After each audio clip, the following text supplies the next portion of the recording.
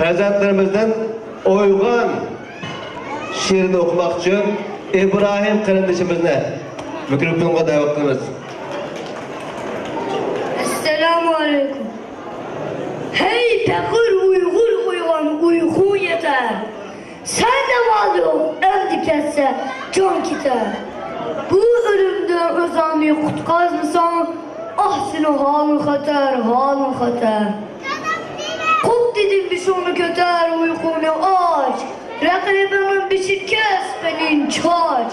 Köz işi bedrakka optan bakmışsan, ölürsen armanda bir kılma ilaç.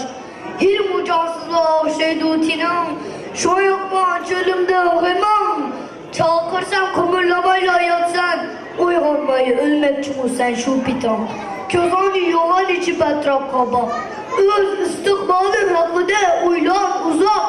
Kepse buldum bu ganimet bursiti. Kireçe işin çatak, işin çatak. İçine var ki oğlum sana hey Uygurum. Sebdişim kayırındışım bir tukkunum. Köyünü bağlığa uygasan seni. Anlamaysan zaten nime boğunum. Kinudu bir gün pişayman kılsan. Tekniker yattı şu uçakta yetsen.